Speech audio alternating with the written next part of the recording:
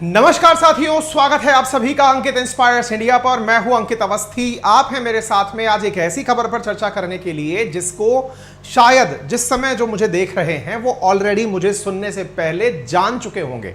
यानी इस खबर को मुझसे सुनने से पहले उन्हें यह पता होगा कि हां, ऐसी कोई घटना हो चुकी है जिस पर सर्च सेशन लेकर आ रहे हैं।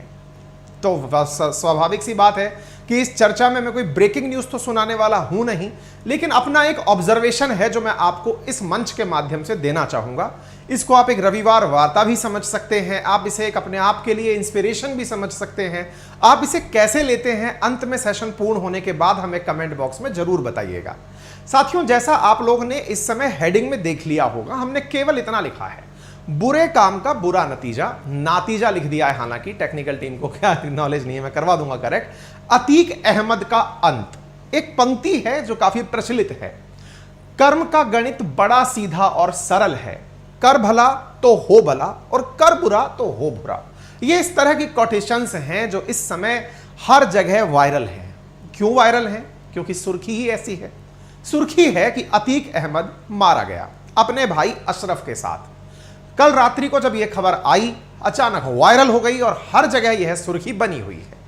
जब ये सुर्खी बनी हुई है तो स्वाभाविक है कि इस विषय में बहुत सारे साथी हमारे ऐसे भी होंगे जिन्हें ये खबर तो होगी, लेकिन अतीक अहमद कौन था ये बात शायद उन्हें ना पता हो। इसलिए मैं आज के सेशन में, इस सेशन के अंदर इन सब बातों को कवर करूंगा। लेकिन उद्देश्य किसी गैंगस्टर की कथा सुनाकर उसका महिमा मंडन करना नहीं है। उद्देश्य है कि किसी भी बुरे काम का अंत ऐसे ही होता है।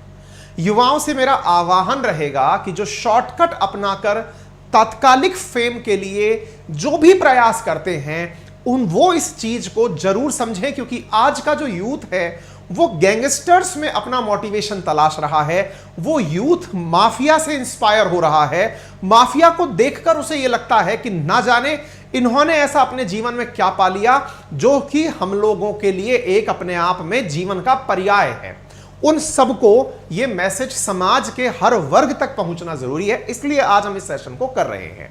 तो wanted to become famous, Atiq Ahmed killed, जिसको अतीक अहमद को जिसने मारा है उनके बारे में जो जानकारी प्राप्त हुई है वो कह रहे हैं कि हमने फेमस होने के लिए मारा था। कैसे मारा, क्या मारा, वो तो हम बताएंगे ही, लेकिन यह भी बता दें कि इस घटना पर पाकिस्तान की तरफ से भी रोना आ गया है। पाकिस्तान ने इसे हमेशा की तरह माइनॉरिटी से ही जोड़ दिया है।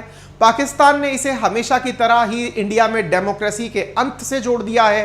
पाकिस्तान जो कि अपने यहां पर माइनॉरिटीज की संख्या जो कि कहीं से कहीं नीचे तक पहुंचाने में कामयाब हो गया है, वहीं दूसरी ओर भारत जहां पर माइनॉरिटीज देश की आजादी के बाद से लगातार संख्या में वृद्धि हो रही है, एक ऐसा देश हमारे बारे में कमेंट कर रहा है इस घटना के बाद भी, जिसके यहां पर माइनॉरिटीज आजादी के बाद से लेकर अब तक अपने निम्नतम स्तर तक पहुंच गई हैं, लेकिन उनका भी रोना सामने आ गया है। निश्चित ही उन्हें भी कुछ तो दर्द हुआ होगा आतंक के पर्याय को मरने पर, लेकिन तरीका जो भी था वो सारी चीजें हम आज के सेशन में चर्चा करेंगे। बाय द वे, हम जब चर्चा करें उससे पहले मैं आपको तस्वीरें दिखाना चाहता हूं जिनसे आज के सेशन की आपके दिमाग में एक व्याख्या बने। यह तस्वीर है एक ऐसे ही गैंगस्टर की जिसका नाम है विकास दुबे। विकास दुबे जिसके घर पर कभी पुलिस जब रेड करने गई थी तो घर से गोलियां चलने लगी थी। इसकी तस्वीर फिर यह बन के आई और फिर इसकी तस्वीर यह बन के आई। क्या?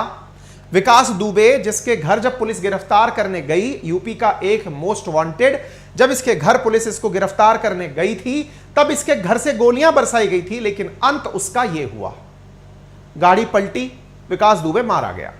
लोग इस विषय पर कई जगह डिबेट करते हुए पाए जाते हैं कि मारने का तरीका कानून संगत नहीं था, लेकिन जो ये लोग डिमांड कर रहे होते हैं वो कहीं ना कहीं इस कानून की मांग करने में पीछे रह जाते हैं कि यदि किसी भी अपराधी ने पुलिस पर गोली चलाई या किसी आम जन पर गोली चलाई तो यही कानून निर्माता संसद में और विधानसभा में इस कानून की मांग करने में पीछे रह जाते हैं कि क्यों ना सुरक्षा एजेंसीज और आम आदमी पर गोली चलाने वाले व्यक्ति को प्रथम दृश्यता ही हैंग टिल डेथ का ऑर्डर दे दिया जाए। एक अलग से कैटेगरी क्यों नहीं बना देते वो सभी राजनेता जो लोग कहते हैं कि अपराधी को मारने का तरीका गलत था, विधि सम्मत नहीं था। आएंगे सारी चीजों पर। ऐसी एक और तस्वीर दिखाता हूं, यूपी से लेके आपको राजस्थान आता हूं। राजस्थान में एक बहुत प्रसिद्ध नाम था माफियाओं के अंदर। प्रसिद्ध इसलिए कहा जाएगा क्योंकि इसको लेकर अलग अलग तरह की किंवदंतियां हैं।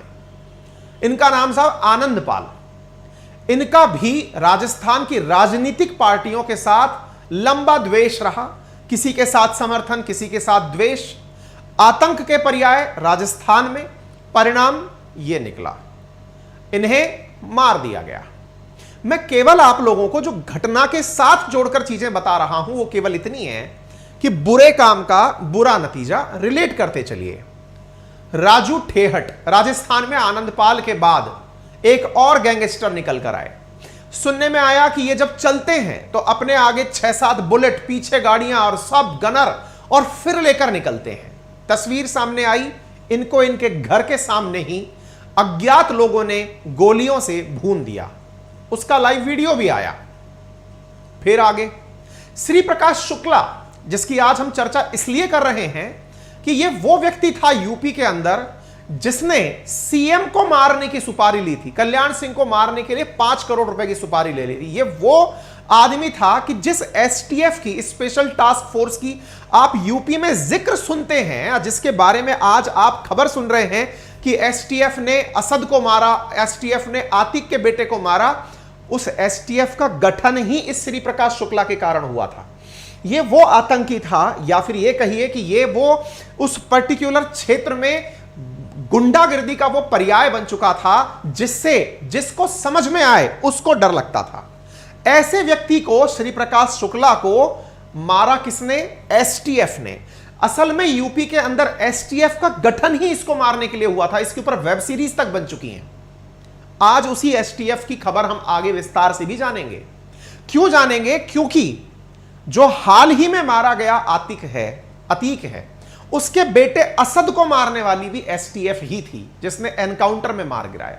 यह कौन था? यह असद अतीक अहमद का बेटा था। इसका एनकाउंटर क्यों हुआ? क्योंकि इसने उमेश पाल नामक एक वकील की हत्या की थी। उमेश पाल कौन था? इसके बारे में आज के सेशन में हम विस्तार से आगे बताएंगे।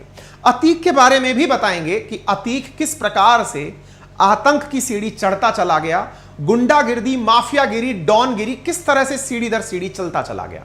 ट्विटर पर ट्रेंड कर रहा है अतीक अहमद, योगी आदित्यनाथ मिट्टी में मिला देंगे। खबर है ringed by cop, jailed gangster Atiq and brother shot dead on way to checkup in Prayagraj.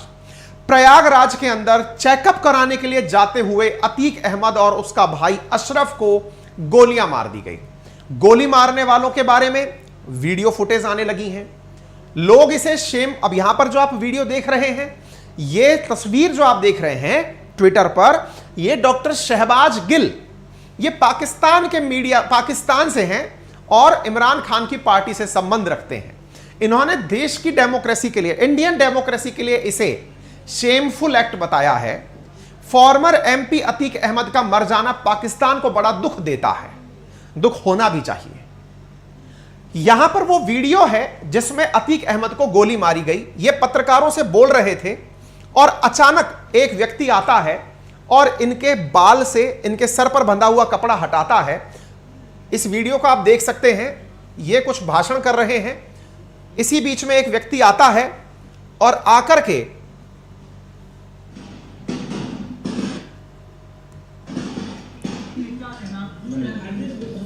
ये अशरफ, ये अतीक, कल रात की फोटो है, इसी प्रकार से मीडिया के सामने थे।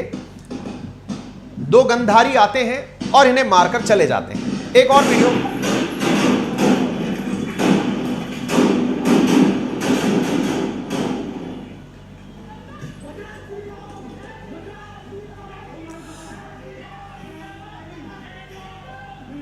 ये गोली मारने वाले लोग हैं जो गोली मारने के बाद में जय श्री राम का उच्चारण कर रहे हैं और अपने आप को सरेंडर कर रहे हैं, गोली मार रहे हैं। क्या है ये सब? बहुत सारी व्याख्याएं हो गई हैं यहां पे। सबसे पहली व्याख्या, अतीक अहमद का खौफ, जिस प्रकार से पत्रकारों ने, मीडिया ने इस लगातार 1 महीने में जब से उमेश पाल की हत्या हुई है, तब से शायद ही कोई मेन स्ट्रीम मीडिया ऐसा होगा जिसने उमेश पाल की हत्या के नाम पर अतीक अहमद के सारे कारनामे या उसका गुणगान ना कर दिया हो कि वो कितना बड़ा गैंगस्टर था, उसने कितने बड़े कारनामे किए थे। उस कारनामे पर समाज का ही कोई व्यक्ति, शायद भविष्य का कोई अतीक अहमद ही होगा जिसने ये गोली चलाई है, क्योंकि कभी अतीक अहमद भी ऐसी ही कच्ची उम्र में ऐसे ही एक बार गोलीबारी के अंदर अपने नाम से सुर्खियों में आया था। अतीक अहमद भी गैंगस्टर से प्रेरित होकर गैंगस्टर बना था। ये जो हमारी मीडिया जाने अनजाने में जो गैंगस्टर्स का महिमा मंडन करती है, उससे बैठा हुआ वो बेरोजगार युवा जो कैमरे के उस पार बैठा हुआ है, वो सोचने लगता है कि कुछ दिन की सुर्खियां ही सही। वो ये नहीं समझ पाता कि ये जो कैमरे की चकाचौंध दिख रही है अपराधियों के चेहरे के आगे, जिसे देखकर यह लग रहा है कि शायद अपराधी से बड़ा तो कोई नहीं होगा, उन्हें यह नहीं पता कि अपराधी जब पुलिस के पास होता है तो वो कितना डर के जीवन जी रहा होता है। उसे हर वक्त अपने मरने का ही डर सता रहा होता है। कोई अपराधी इस पूरे संसार में ऐसा नहीं हुआ जिसे खुद के मरने का डर ना सताया हो। इस जीवन में अगर कोई वाकई में रात को निश्चिंत सो सकता है तो वो वही व्यक्ति है जिसने कोई अपराध नहीं किया है। अपराध बोध उसे स्वतः भी जीने नहीं देता और साथ में कानून का डर और बदले की कार्रवाई भी उसे जीने से रोकती है। हम इस बात पर चर्चा ही नहीं कर रहे कि पुलिस ने मारा, कि किसी समर्थक ने मारा, या किसी धर्म ने मारा, या किसने मारा। यह वही व्यक्ति होगा मारने वाला जिसका सपना भी किसी दिन अतीक अहमद जैसा होगा। यह हो सकता है वही व्यक्ति हो जो कि अतीक अहमद से प्रभावित रहा हो। यह हो सकता है अतीक अहमद के किसी दुष्कर्म से पीड़ित रहा हो, क्योंकि समाज में मैंने आपको पहले ही एक पंक्ति बोली है कि बुरे काम का बुरा नतीजा, कर्म का फल गणित है ये। और ये शुरुआत ऐसे ही होती है। मैंने आज की जो तस्वीरें आपको दिखाई उसके पीछे का मुख्य मकसद अतीक अहमद का 1% गुणगान नहीं था, बस केवल यह था कि ये स्थितियां पहुंची कैसी। मैं युवाओं से केवल यह अनुरोध करना चाहूंगा अपने अंकित इंस्पायर्स इंडिया के माध्यम से कि ये राहें जो आती हैं ये आसान दिखती बहुत हैं। लाइफ में याद रखिएगा कि जो लाइफ में रास्ते आपको शॉर्टकट नजर आते हैं ना, वो जीवन में आपको कट शॉर्ट कर देते हैं, छोटे छोटे हिस्सों में बांट देते हैं। शुरुआत बचपन की नकल से होती है। बच्चा जब सबसे पहले नकल करना शुरू करता है, समझिए कि उसके मन में अपराध बोध आ चुका होता है। उसे पता होता है कि मैं गलत कर रहा हूं, मना है फिर भी कर रहा हूं। फिर वो नकल के साथ साथ धूम्रपान, व्यसन, बीड़ी, सिगरेट, शराब, इनमें उतरता है। उसे पता होता है, उसके अंदर की अंतरात्मा उसे रोक रही होती है कि यह काम मुझे नहीं करना चाहिए, मुझे परिवार वाले मना करेंगे, मेरे अंदर का ईश्वर मुझे मना कर रहा है, लेकिन वो उतरता है। फिर धीरे धीरे उसको संगति में बैठना उठना कुछ ऐसे लोगों के बीच होने लगता है जो उसे धकेलते हैं किसी ऐसे काम की तरफ कि तू इस काम को कर, तेरा करने में मजा आएगा। वो बाहरी आवरण में तो खुश हो रहा होता है, लेकिन उसके अंतर चेतना का जो मन है ना, वो बुरी तरह प्रभावित होता है, लेकिन वो इस काम में उतरता है। पर एक बार अपराध के अंदर जब एंट्री होती है, उसके बाद वहां से कोई रिटर्न नहीं है। जब वहां से रिटर्न नहीं है, इसीलिए मैं आप सबसे कहना चाहूंगा, आप में से बहुत सारा यूथ मुझसे कनेक्टेड है, उन सबसे गुजारिश है कि ये सारे उदाहरण उन लोगों के हैं जिन्होंने अपनी लाइफ में ऊंचाइयों पर जाने के लिए शॉर्टकट अपनाए जरूर थे, लेकिन अंतिम परिणति किस तरह हुई वो आपके सामने। राजनीति होती रहेगी, राजनीति इस बात पर भी होगी किसने मरवाया, क्यों मरवाया, आतंक हो गया, कानून के साथ खिलवाड़ हो गया, कानून होना चाहिए, ये होना। हम सामाजिक मुद्दे की अगर बात करें तो ये स्थितियां पनपी क्यों, इस विषय पर चर्चा हो रही है। खैर, ये ज्ञान की बातें मैं आपको डिटेल में आगे बताने वाला हूं। कौन था अतीक अहमद, किस तरह से उसके साथ में ये सारी घटनाएं जुड़ती चली गई, क्यों इसके साथ में इतनी बड़ी कहानी, क्यों 1 महीने तक मेन स्ट्रीम मीडिया पर वो छाया रहा, सारी बातें मैं आपको आज के सेशन में विस्तार से बताने वाला हूं। आपसे बस केवल इतनी सी गुजारिश है कि यदि आप चैनल पर नए हैं, वीडियो के राइट हैंड कॉर्नर में एक सब्सक्राइब का बटन दिया हुआ है, आप उसे क्लिक कर दीजिए, जिसका कोई चार्ज नहीं है, ताकि भविष्य में जब भी आप हमारे साथ कनेक्ट हो, आपको हमारी जानकारियां मिल जाएं। और इसी बीच में एक जानकारी और आपको देना चाहूंगा, और वो ये है कि यहां पर आप लोगों के लिए, जो मेरा यूथ है, जो मुझसे कनेक्टेड है, यदि वो चाहता है कि जॉब के ऑप्शंस क्या हो, कुछ ऑप्शंस मैं सजेस्ट कर रहा हूं। कमेंट बॉक्स में मैंने एक लिंक पिन किया है कोडिंग इन्वेडर का। एक कंपनी है साथियों जो कि स्क्रैच से एम्प्लॉयमेंट तक का रास्ता तैयार कराती है। यह कंपनी वेबसाइट बिल्डिंग सिखाती है कि वेबसाइट कैसे बनाएं, एप्लीकेशन कैसे बनाएं। यह आपको सिखाती है कि आपको यदि कोई भी काम कोडिंग का नहीं आता है, आपको कोई भी काम ऐसा नहीं आता है जो कि आपने कभी सॉफ्टवेयर सीखा भी नहीं है, तो भी आपको यह स्क्रैच यानी जीरो से लेकर के एंड तक आपके साथ जुड़कर जॉब गारंटी के साथ काम कराती है। आप 1 महीने तक इसे ट्राई कर सकते हैं और ट्राई करके आप front to end development, data analyst का जॉब, साथ में आपको जो भी पाइथन का सीखना, जो भी ऐसे काम है जिनसे जॉब मिलता है, वो आपको यह काम सिखाती है। ये कोर्स आपके लिए है यदि आप चाहते हैं कि आपको हाई पेइंग जॉब मिले आईटी सेक्टर में। यदि आपके पास नॉलेज टेक्नोलॉजी का बिल्कुल नहीं है, आपके पास, आप नॉन आईटी फील्ड से हैं, आईटी फील्ड में जाना चाहते हैं, आप इस प्लेटफॉर्म को कनेक्ट कर सकते हैं। इस प्लेटफॉर्म पर इन्फोसिस से, जीटीवी से बहुत सारे सिखाने वाले जो टीचर्स हैं वो आपको नॉलेज दे रहे होते हैं। साथ में ये आपको 100% जॉब की गारंटी देते हैं। इनके हिसाब से 20,000 से ज्यादा स्टूडेंट करंटली इनके पास एनरोल्ड हैं। 93% प्लेसमेंट रेट इनका है। एवरेज 7.5 लाख रुपए का पैकेज इस प्लेटफॉर्म से लगता है। 30 प्लस से ज्यादा प्रोजेक्ट, 1500 से ज्यादा असाइनमेंट्स ये लोग कराते हैं और कहते हैं कि यदि कोई व्यक्ति इन सबको कंप्लीट कर ले तो उसे जॉब गारंटी भी हम लोग उपलब्ध कराते हैं। कुछ उदाहरण हैं जिन्हें इसी प्रकार से जॉब मिला है विभिन्न कंपनियों के अंदर। और यदि आप 100% जॉब गारंटी में एनरोल होना चाहते हैं तो आपके लिए लिंक कमेंट बॉक्स में है। आप मेरा कूपन कोड अंकित इंस्पायर्स इंडिया से AII 40 यूज करके, AII 40 यूज करके दिए गए लिंक पर कमेंट क्लिक करके अपना रजिस्ट्रेशन अगर कराएंगे तो 250 पहले विद्यार्थियों को 40% फीस में डिस्काउंट प्राप्त हो जाएगा। ठीक है ना। 40% डिस्काउंट के लिए हमने आपके साथ में लिंक पिन किया है। लिंक कमेंट बॉक्स और डिस्क्रिप्शन में भी डाला हुआ है। आगे बढ़ते हैं। अब चर्चा करते हैं कि यह अतीक अहमद, जिसने हाल ही में अपने लिंक ISI और लश्कर तैयबा से भी कबूल किए थे। अतीक के कुनबे में जितने लोग हैं उनका सबका अपराध से कनेक्शन रहा है। अतीक अहमद जेल में था, अब नहीं बचा। शाइस्ता परवीन पत्नी है, फरार है। अशरफ भाई है, जेल में था, अब नहीं रहा। उमर बेटा है, जेल में है। अली अहमद बेटा है, जेल में है। असद बेटा है, मारा गया। 2 नाबालिग बेटे भी हैं जो बाल सुधार गृह में हैं, अर्थात वो भी बच्चों की जेल में है। एक प्रकार से छोटी जेल जो सुधारने के लिए बनी है उसमें है। ऐसी स्थिति में प्रयागराज का यह व्यक्ति कैसे आतंक का या खौफ का दूसरा नाम बना, अब उसके बारे में थोड़ा सा जान लीजिए। मैं ये कहानियां इसलिए बता रहा हूं, अगेन मेरा 1% भी उद्देश्य नहीं है कि मैं किसी अपराधी का या किसी गैंगस्टर का महिमा मंडन करूं। मेरा केवल उद्देश्य यह है कि जो तरीके इसने अपनाए वो बहुत से लोगों को बहुत आसान लगते हैं। उन्हें लगता है क्या राज रहा होगा, क्या माहौल रहा होगा। बहुत सारे विद्यार्थी जो मीम्स देखकर बहुत खुश हो जाते हैं, देखते हैं कि एक IAS का काफिला जा रहा है, 50 गाड़ियां जा रही हैं, एक गैंगस्टर का काफिला जा रहा है, 500 गाड़ियां जा रही हैं। भाई साहब, फिर तो गैंगस्टर बनने में ही फायदा है, IAS बन के क्या करेंगे। ये रास्ते आसान जरूर लगते हैं, लेकिन इनका अंत क्या होता है, आज का सेशन शुरुआत से फिर देख लेना। इस व्यक्ति का जन्म इलाहाबाद, जिसको प्रयागराज के नाम से आप जानते हैं, वहां 10 अगस्त 1962 को हुआ। इसके पिता टांगा चलाते थे।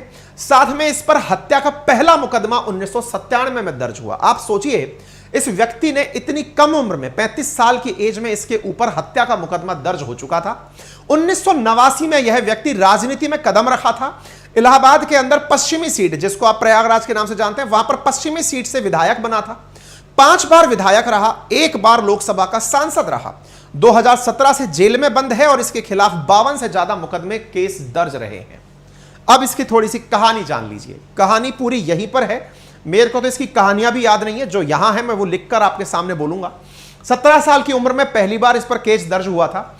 1962 के प्रयागराज के चकिया गांव में इसका जन्म फिरोज के अहमद के घर पर हुआ था, तांगा चलाने वाले के घर पे।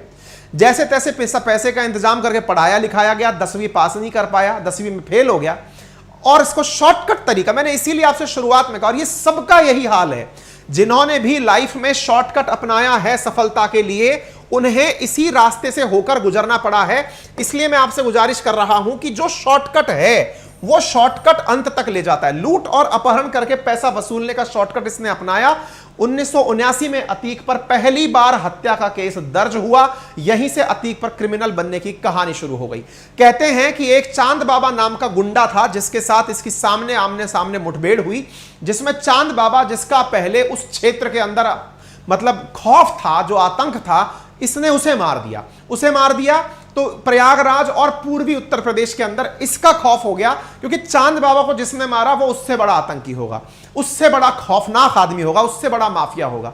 ये जो 3 यूथ आज जो यहां मारने आए थे इसको, ये जिस उम्र में आए हैं, देखिए आप 1979 में अतीक पर पहली बार हत्या का केस दर्ज हुआ। 79 में, 62 में पैदा हुआ आदमी, 17 साल की उम्र में इसके ऊपर केस दर्ज हुआ था। आज जो गोली मारने लोग आए हैं, मैंने इसलिए आपसे कहा, वो भी इसी तरह के हैं। और उनको क्या चाहिए था? नेशनल मीडिया का कवरेज, क्योंकि सारे पत्रकार वहां उपस्थित थे, पुलिस उपस्थित थी। वो पत्रकार की वेशभूषा में आते हैं और आकर के वहां पर गोली मार देते हैं। मीडिया में उनको फुल कवरेज मिलता है। इतनी कम उम्र के अंदर इन्होंने यह कारनामा कर दिखाया। आप विचार करिए, वो गया, एक और बन गया। जो बन गया उसका क्या करोगे आप? उसके बारे में इमेज क्या जाएगी? उसके बारे में इमेज जाएगी जिसने अतीक को मार दिया। ये रिप्लेसमेंट चल रहा है क्या है? इसको मारोगे दूसरा आ जाएगा, दूसरे को मारोगे तीसरा आ जाएगा। ये कानून व्यवस्था के साथ सरासर जो गड़बड़ हो रही है, ये यूथ को ही समझनी पड़ेगी, आपको अवेयर होना पड़ेगा। खैर, प्रवचनबाजी करने से क्या है, आप तो जानिए कहानी क्या है। अतीक को आपराधिक दुनिया में पुलिस और स्थानीय नेताओं का पूरा साथ मिलता है। 7 साल बीते, अब अतीक चांद बाबा से ज्यादा खतरनाक हो चुका था। अतीक बाबा की कहानी है, चांद बाबा के साथ में जुड़कर कहानी है इसकी, मैं इसको पढ़ना नहीं चाहूंगा। छोटा भाई अशरफ भी अतीक की तरह ही इसके साथ कदम पर चलना शुरू होता है। अतीक का जो मतलब चुनाव के संदर्भ सिलसिला राजनीति में आने का शुरू होता है वो 1989 पर, जब करीब 20 मामले इस पर दर्ज हो चुके होते हैं। उस समय प्रयागराज के पश्चिमी हिस्से पर इसका दबदबा हो चुका होता है और यह पहली बार विधायकी लड़ने का फैसला करता है। कोई भी पार्टी इसको टिकट नहीं देती, लेकिन अपनी गुंडई के दम पर यह निर्दलीय विधायक के रूप में जीत जाता है, कांग्रेस के प्रत्याशी को हराता है। अतीक का यहां दबदबा बढ़ता है। इसी बीच में चांद बाबा जो है उसको भी यह अखरने लगता है। अतीक को हराने के लिए उसने चुनाव में वो खड़ा हुआ था, लेकिन वो हरा नहीं पाया था। इस चक्कर में जो चांद बाबा नाम का यहां पर जो पहले से माफिया था, उसे इससे दिक्कत होने लगती है। और ऐसी स्थिति में एक दिन ये सब लोग अपने साथ में बैठे होते हैं, वहीं चांद बाबा की गैंग सामने आती है, दोनों के बीच में मुठभेड़ होती है और उस बीच में चांद बाबा मारा जाता है। उसके चांद बाबा के मरने के बाद में इसकी कहानी चांद बाबा से भी बड़ी बन जाती है और अभी तक पुलिस चांद बाबा की हत्या के मामले में इसके ऊपर आरोप सिद्ध नहीं कर पाई है, क्योंकि यह माफियावार माना गया था। लगातार 5 बार इलाहाबाद पश्चिम से विधायक रहा। अब बहुत सारे लोग एक चीज बहुत अच्छे से कहते हैं, और वो क्या है, आजकल हमारी फिल्में भी ऐसे बनने लगी हैं। एक पुष्पा करके, झुकेगा नहीं साला करके, वो जो डायलॉग मारता हुआ फिल्म का गैंगस्टर है, उसमें क्या दिखाया गया है? एक अपराधी है जो कि पेड़ तोड़ता है, पेड़ काटकर बेचता है, उसका प्रमोशन हो रहा है। किस बात के लिए? वो एसपी के साथ गलत कर रहा है, एसपी भ्रष्टाचार कर रहा है, उसके ऊपर फिल्म बन रही है। गुंडा है, गुंडे के द्वारा कृत्य किया जा रहा है, कहा जा रहा है। अभी उसका दूसरा ट्रेलर आया, उसमें कहा जा रहा है कि वो बहुत अच्छा था। अच्छा कैसे था? बोले जो वो पैसा कमाता था वो लोगों में बांट देता था। रॉबिनहुड छवि, यानी पहले गैंगस्टर बनो, फिर अपने पक्ष में लोगों को कर लो, बच्चियों की शादी करवाओ, लोगों के घर बनवाओ, पैसे की जरूरत पड़े तो पैसा दे दो, फिर तो आप पैरेलल गवर्नमेंट ही चला लो ना। अपराध के नाम से पैरेलल गवर्नमेंट चला लो, पर्यावरण की चिंता सरकार करे, आपको पेड़ काटना आसान लग रहा है, ऐसे इनके साथ था। आप अपराध करो, अपराध से पैसा कमाओ। सोचो, खबर यह है कि इस व्यक्ति के 1600 करोड़ रुपए की संपत्ति को सरकार ने ध्वस्त कर दिया है। जो व्यक्ति तांगा चलाने वाले का बेटा था, अपराध की दुनिया में कदम रख के 5 बार विधायक, 1 बार सांसद बना, 1600 करोड़ रुपए तक की संपत्ति इसकी ध्वस्त की जा चुकी है, अकॉर्डिंग टू मीडिया रिपोर्ट्स। मुझे नहीं पता है। ऐसी स्थिति में सोचने वाली बात यह है कि यह पैसा आ कहां से रहा था? विधायकी में तो एक लिमिटेड तनख्वाह मिलती है, लिमिटेड खर्च करने को पैसा मिलता है। आप रंगदारी से, हफ्ता वसूली से पैसा वसूल रहे हो, लोगों के भला करके आप वोट पा रहे हो कि साहब इसका मैंने भला कर दिया, इसका भला कर दिया, ये मुझे वोट देंगे। ये राजनीति का रूप, लोकतंत्र की अगर सबसे बड़ी खामियों में जिन्हें गिनाया जाए, ये वाकई में इंडियन डेमोक्रेसी के अंदर जो लोग हाय हाय के नारे लगा रहे हैं, चाहे पाकिस्तान हो या हमारे इंडिया के राजनेता हो, जो इंडियन डेमोक्रेसी का अंत चिल्ला रहे हैं, असल में उन्हें इस समय चिल्लाना चाहिए था जिस व्यक्ति ने मर्डर किया हो, जिसके ऊपर इतने आपराधिक मुकदमे दर्ज हो, वो यदि 5 बार विधायक बनता है, 1 बार सांसद बनता है, तो उस समय नारे लगने चाहिए थे उसके जीत पर कि डेमोक्रेसी मर गई।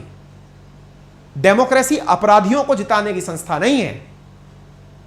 जनता का जनता के द्वारा जनता के लिए शासन है। यहां जनता के नाम पर शासन करने के नाम पर एक अपराधी निकल कर आता है और वो शासन करता है। अपराधी को जीतने के तरीके पता है कि वो जीतता कैसे है। अगर यही डेमोक्रेसी है तो फिर आप कहते हैं कि डेमोक्रेसी का अंत हो रहा है, तो इसका मतलब क्या आपको वो डेमोक्रेसी पसंद है जिसमें अपराधी सत्ता में आए? ये बड़ा सवाल है भाई। समाज में हमको अपने आप से पूछना चाहिए कि कोई अपराधी, और ये हर पार्टी से पूछना चाहिए, चाहे रूलिंग बीजेपी पार्टी हो वहां पर, चाहे अपोजिशन समाजवादी पार्टी हो, चाहे केंद्र में कोई कानून के अंदर एनडीए सरकार हो, कहीं यूपीए हो, आपराधिक पृष्ठभूमि के अंदर जिन पर मर्डर के चार्जेस चल रहे हैं, जिन पर मर्डर के केस चल रहे हैं, जिनके ऊपर इतने संगीन आरोप लगे हैं कि 7 साल से ऊपर की सजा उनको हो सकती है, उन्हें किस आधार पर सीट दी जा रही है?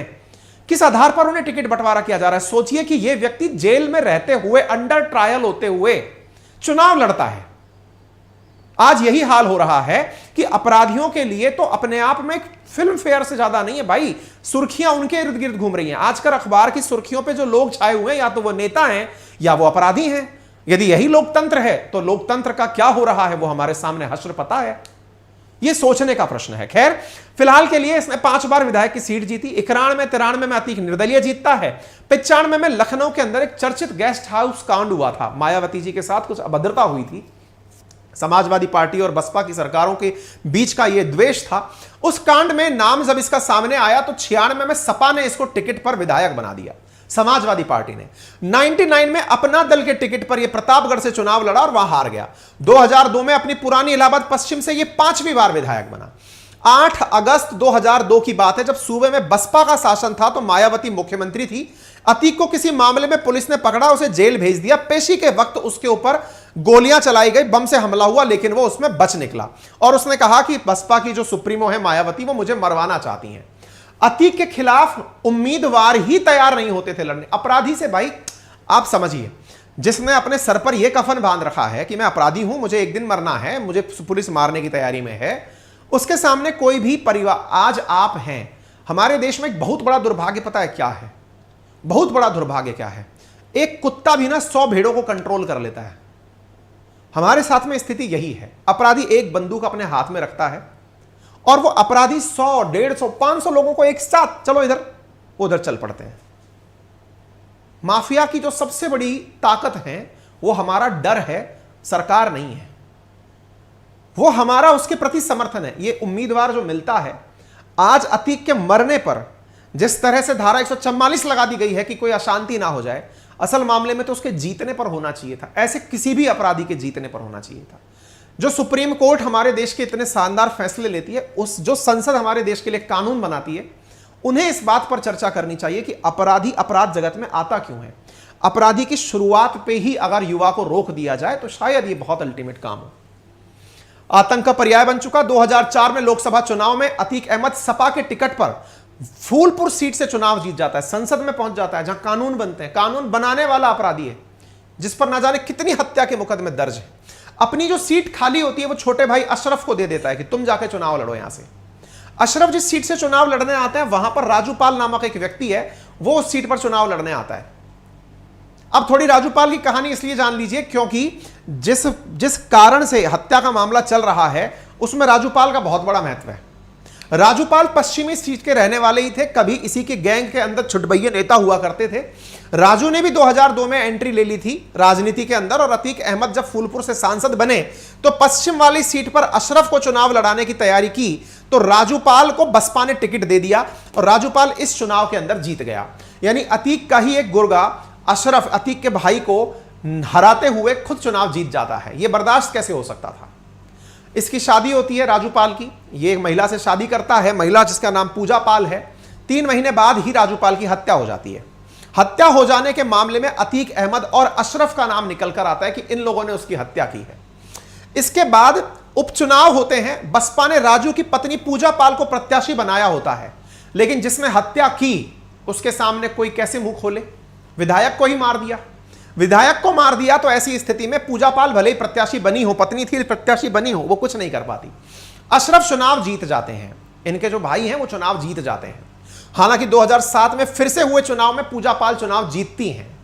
गजब खेल चल रहा है। 2007 में अतीक आजाद हो जाता है, तब सरकार समाजवादी पार्टी की होती है, लेकिन इसके बाद उसका बुरा वक्त शुरू होता है। 2007 में मायावती सत्ता में आती हैं। सत्ता जाते ही सपा ने अतीक को पार्टी से निकाल दिया कि भाई तुम हमारी पार्टी से कोई लेना देना नहीं है, और मायावती ने ऑपरेशन अतीक शुरू कर दिया। 20,000 रुपए का इनाम 2007 में इसके ऊपर रखा गया था, मोस्ट वांटेड बना करके। 100 से ज्यादा आपराधिक मामले, हत्या की कोशिश, किडनैपिंग, हत्या, रंगदारी, जाने कितने सारे केस। 1989 में चांद बाबा की हत्या, 2002 में नस्सन की हत्या, 2004 में मुरली मनोहर जोशी के करीबी भाजपा नेता अशरफ की हत्या, 2005 में राजूपाल की हत्या। इतने सारे हत्या के आरोप इस व्यक्ति पर। 2017 से ये अभी जेल में था। 2012 का विधानसभा चुनाव भी अतीक ने लड़ा, लेकिन हार गया। राजूपाल की पत्नी पूजा पाल ने उसे हरा दिया। 2014 में लोकसभा चुनाव में भी समाजवादी पार्टी के टिकट पर श्रावस्ती सीट से चुनाव लड़ा, लेकिन भाजपा के दद्दन मिश्रा से हार गया। 2016 में मुलायम सिंह ने 2017 विधानसभा के लिए अतीक को कानपुर कैंट का टिकट दे दिया। जनाब, ये कानपुर कैंट जब गए थे तो उस समय पर इनके साथ जो काफिला गया था वो सुर्खी बना था। काफिला साहब 500 गाड़ियों का काफिला था जिसने रोड जाम कर दी थी। तस्वीरें इस तरह की खिंची थी। जेल में रहते हुए प्रधानमंत्री नरेंद्र मोदी के खिलाफ वाराणसी से पर्चा भर देता है कि मैं इनके खिलाफ लड़ूंगा चुनाव। 2017 में गिरफ्तार हुआ, 19 के अंदर आम चुनाव में वाराणसी सीट से मोदी के खिलाफ चुनाव लड़ा। इस बार इसकी जमानत ही जब्त हो गई, यानी कि ये चुनाव में उतने वोट भी नहीं पाया जिसकी वजह से इसको जो जमानत राशि इसने जमा कराई थी वो भी मिल जाए। 2017 में जब से योगी सरकार बनी, सीएम योगी आदित्यनाथ बने, फूलपुर सीट से सांसद रहे केशव प्रसाद मौर्य, क्योंकि फूलपुर सीट से ही सांसद बना था, तो वहीं से सांसद बने केशव प्रसाद मौर्य को डिप्टी सीएम बनाया गया। फूलपुर की सीट इन्हें छोड़नी पड़ी। सीट पर उपचुनाव की घोषणा होती है। जेल में बैठा अतीक अहमद निर्दलीय चुनाव का फॉर्म भर देता है, फिर से लेकिन हार जाता है। 2019 के आम चुनाव में जेल से ही चुनाव लड़ता है, फिर भी जमानत जब्त हो जाती है। सीएम बनते ही योगी आदित्यनाथ ने कई मामलों में इसके खिलाफ जांच शुरू करी। 1600 करोड़ से रुपए से ज्यादा की गैर कानूनी संपत्ति पर अभी तक योगी सरकार इसके बुलडोजर चला चुकी है। आप देख सकते हैं इसके ऊपर उमेश पाल की हत्या का मामला दर्ज था। अब ये उमेश पाल कौन है था, उमेश पाल की हत्या की कहानी क्या है, जिसके चलते ये मामला एकदम हाईलाइटेड हो गया, वो कहानी क्या है, जिसमें योगी आदित्यनाथ का एक बयान काफी वायरल हुआ, मिट्टी में मिला देंगे, उसकी कहानी क्या है। अब उमेश पाल की कहानी जान लीजिए। जो राजूपाल था जिसकी हत्या हुई थी, विधायक था जिसकी हत्या हुई थी, जिसकी वाइफ पूजा पाल थी, जिसके खिलाफ अशरफ चुनाव जीतकर आया था, वो राजूपाल का वकील था उमेश पाल। और उमेश पाल लगातार इस बात का मुख्य गवाह भी था कि इस व्यक्ति ने ही मारा है। इस वजह से उमेश पाल को मारने की साजिश रच रहा था अतीक अहमद लंबे समय से। 2017 से अतीक अहमद जेल में था। 2005 में हुई विधायक राजूपाल की हत्या के बाद में दोस्त उमेश पाल ही उसका मुख्य गवाह था कि साहब किसने उसे मरवाया है। कचहरी में गवाह देने के लिए जब उमेश पाल 28 फरवरी 2008 को गए थे, तब उनका अपहरण हो गया था। अपहरण कांड में भी अतीक और उसके भाई अशरफ पर कोर्ट में केस दर्ज कराया गया। अशरफ के मतलब ये जो राजूपाल था, इसी का ही वकील था। कौन? उमेश पाल। अधिवक्ता की ड्रेस पहन करके जब ये अपने गनर संदीप निषाद और राघवेंद्र सिंह के साथ गवाही देने जिला कचहरी गए थे, उसी समय जब लौट रहे थे, उस समय इनकी हत्या हो जाती है। घर पहुंचते ही हमला होता है। ये लखनऊ के अंदर 4 बजे कार के अंदर सुलेमान साहब दुल्मन गाय कौन सी जगह है, यहां पर जा रहे थे, तो यहीं पर इनके ऊपर अपराधियों ने गोली चला दी। जो गोली चलाने वाले लोग थे उनमें इसका बेटा जो है अतीक अहमद का, असद, वो इसके अंदर प्रमुख रूप से जिम्मेदार पाया गया। ये तीनों को SRN हॉस्पिटल में ले जाया गया। वहां पर इसके ऊपर मतलब ये जो पूरा की पूरा खेला हो रहा था, ये उमेश पाल को मारने का खेला चल रहा था। उमेश पाल की हत्या के बाद में जब वो तस्वीरें बाहर आई, जिसमें कुछ इस प्रकार की तस्वीर थी जिसने कि सब में एक प्रकार से फिर से आतंक का माहौल बना दिया। उमेश पाल अपनी गाड़ी से उतरते हैं, ये लोग उतरकर आते हैं, इनमें एक बेटा अतीक अहमद का असद है। यहां पर ये जो व्यक्ति मरा हुआ आपको दिख रहा है, ये जो दिख रहा है पुलिस वाला, ये बचाने के लिए अंदर भागता है, लेकिन यहां पर देखिए आप गनर गोली चलाया जा रहा है। घर में घुस करके उस व्यक्ति को मारा जाता है, उमेश पाल को। ये देखिए घर में फायरिंग हो रही है, उमेश पाल की हत्या हो जाती है। ये देखिए उमेश पाल जिनको कि सिक्योरिटी गार्ड तक मिले हुए थे, उनकी हत्या हो जाती है। उमेश पाल, संदीप निषाद और राघवेंद्र सिंह मारे जाते हैं। उसके बाद यह मामला जो है ये हाइट पकड़ लेता है। अभी की बात है, रिसेंटली, मतलब लास्ट मंथ की बात है। ये जब मामला हीट पकड़ता है ना, उससे तय होता है एसटीएफ के द्वारा असद की गिरफ्तारी और उसका एनकाउंटर और अब अतीक की हत्या। ये जो आप वीडियो का वायरल सुन रहे हैं, ये सुन लीजिए आप एक बार।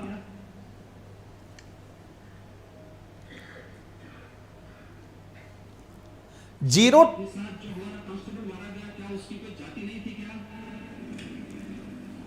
जो लोग जाति की राजनीति कर रहे हैं उस पर सीएम का क्या कहना है? आप ठेका ले चुके हैं जाति का, लेकिन किसी गरीब को, किसी कमजोर को, किसी अति पिछड़े को,